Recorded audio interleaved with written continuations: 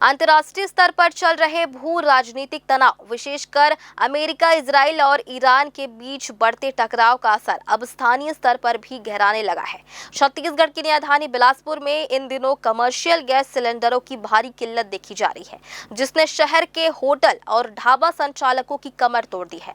Gas की supply बाधित होने से हालात इतने चुनौतीपूर्ण हो गए हैं कि व्यवसायियों को अपनी रसोई चालू करने के लिए अब आधुनिक गैस बर्नर छोड़कर पारंपरिक चूल्हों का सहारा लेना पड़ रहा है। आइए देखते हैं पूरी खबर। बिलासपुर शहर के व्यावसायिक हलकों में इन दिनों गैस संकट का असर साफ तौर पर दिखाई दे रहा है। जिन होटलों और ढाबों की रसोइयों में पहले आधुनिक गैस चूल्हों की नीली लौ जलती थी, वहां अब लकड़ी और कोयले के धुएं ने अपनी जगह बना ली है। हमारी टीम ने जब शहर के प्रमुख व्यापारिक क्षेत्रों और बाहरी इलाकों के ढाबों का जायजा लिया तो बेहद चौंकाने वाली तस्वीरें सामने आई। गैस की किल्लत से पार पाने के लिए ढाबा संचालकों ने अब जुगाड़ की तकनीक अपना ली है। लोहे के ड्रमों को काटकर देसी बर्नर तैयार किए जा रहे हैं और आग की लपटों को तेज करने के लिए उसमें इलेक्ट्रिक ब्लोअर या पंखे लगाए जा रहे हैं। होटल संचालकों का साफ कहना है कि उन्हें समय पर कमर्शियल सिलेंडरों की डिलीवरी नहीं मिल रही है और चूंकि वे अपना कारोबार बंद नहीं कर सकते, इसलिए मजबूरी में उन्हें इसी पुराने और श्रम साध्य तरीके से खाना बनाना पड़ रहा है। 2 तारीख से लगा रहे हैं।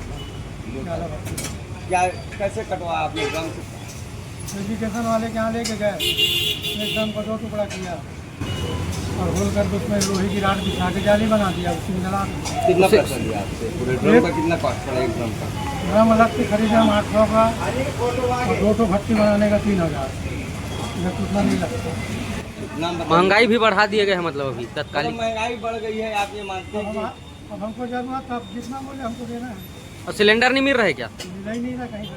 खाना बना रहे हैं, मेरे यहाँ सभी महिलाएं काम करती हैं। उन लोग मेरे को बोलते हैं आंटी ये हमारी रोजी रोटी कैसे चलेगी?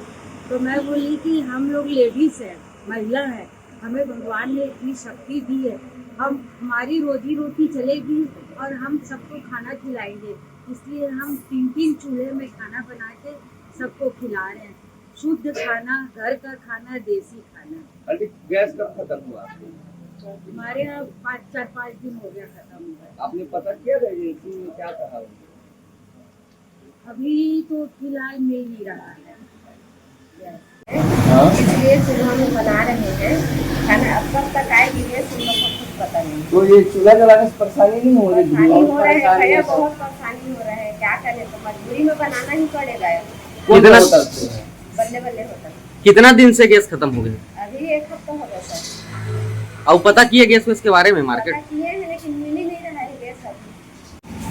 गैस तो कभी कहीं मिल नहीं रहा है, तो 1 हफ्ता हो गया, हमको बहुत परेशानी हो रहा है। तो हम चूल्हे से ही खाना बना रहे हैं, लकड़ी की रेट बढ़ गया है। कितना होगा? 800 रुपये है, तो लकड़ी ही जला रहे हैं। आइडिया कैसे आया चूल्हा जलाने? इतना धुआं है और ये शहरी क्षेत्र के निगम वाले भी परेशान हैं। हाँ, तो क्या करें, मजबूरी बंद तो कर नहीं सकती कि रोजी रोटी है, इसी चलता है काम हम लोग का। कर्मचारियों तो चूल्हा भी हम लोग का आया, पुराने जैसे गाँव में करते हैं, तो गाँव से ग्रामीण से हम लोग सीखे हैं, चूल्हा जला सीखे। आपको पता होगा पर्यावरण का एक आदेश आया था, इसमें भट्टी जलाना भी बंद कर दिया गया, निगम वाले ढूंढ रहे हैं। लेकिन आपने अच्छा नवाचार किया, ये कहाँ से आपको?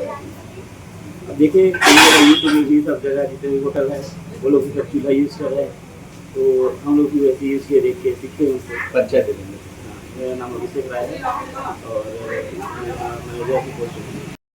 गैस की तुलना में इन पारंपरिक और जुगाड़ वाले चूल्हों पर खाना तैयार करना न केवल समय की बर्बादी है, बल्कि इससे कर्मचारियों की मेहनत भी कई गुना बढ़ गई है।